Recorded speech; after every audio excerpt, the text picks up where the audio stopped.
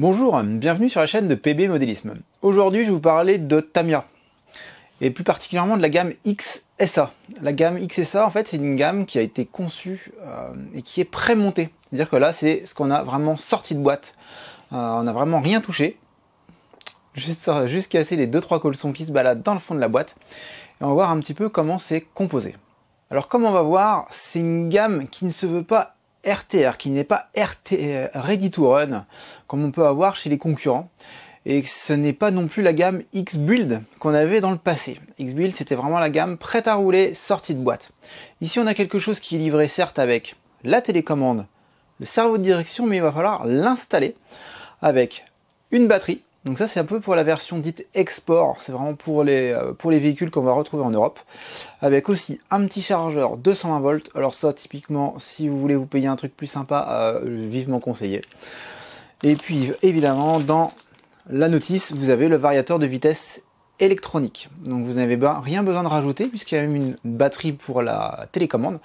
Mais il va quand même falloir installer ces quelques éléments. C'est pas très long, parce que le cerveau, c'est à peu près 5 vis, et la batterie, c'est 2 clips. Voilà. C'est assez rapide, mais vous n'êtes pas dans une gamme RTR, vous êtes dans la gamme dite XSA, qui est une version presque prête à rouler. Rapide tour des 4-5 modèles qui sont proposés. On a entre autres le Grasshopper 1. Ici, ça date de 1984. Donc on peut parler de réédition ou de modèle vintage avec le Hornet. On a quand même une finition, un niveau de finition, honnêtement, ça a 30 ans. Ça reste quand même vachement sympa pour l'époque. C'est vraiment... Enfin, on a des modèles chinois qui n'ont pas cette qualité de finition aujourd'hui. C'est quand même assez dingue. On a aussi le Lunchbox avec le Midnight Pumpkin. Là, ici, on est sur les châssis CW01. Donc là, on est années 87, je crois bien.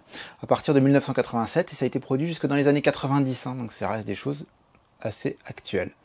Et puis, enfin, le troisième châssis, le DT03, qui lui est toujours produit. Si vous voulez d'ailleurs même l'acquérir en version en kit à monter, pas de problème. On a donc ici un DT03, donc c'est le châssis qui est habillé d'une carrosserie, ici un Racing Fighter, qui est peint en orange, mais on va voir que dans la version en kit à monter, vous allez avoir le choix. Vous allez avoir le choix puisque la carrosserie est transparente. Donc vous avez dans une boîte comme celle-ci, le variateur de vitesse, ça c'est vraiment un peu spécifique aux versions européennes. Tout le tas de pièces avec entre autres le moteur électrique, mais vous n'avez pas de télécommande, pas de batterie, ni cerveau, ni chargeur. Les pneus qui sont assemblés sur les jantes, mais vous avez aussi voilà, la fameuse carrosserie transparente que vous allez pouvoir mettre en peinture de la couleur de votre choix.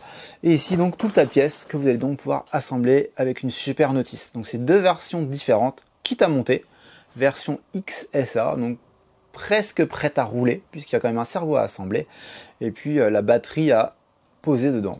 Si cette vidéo vous a plu, n'hésitez pas à mettre un petit pouce bleu.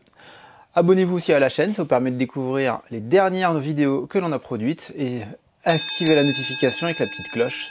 Et puis, à plus!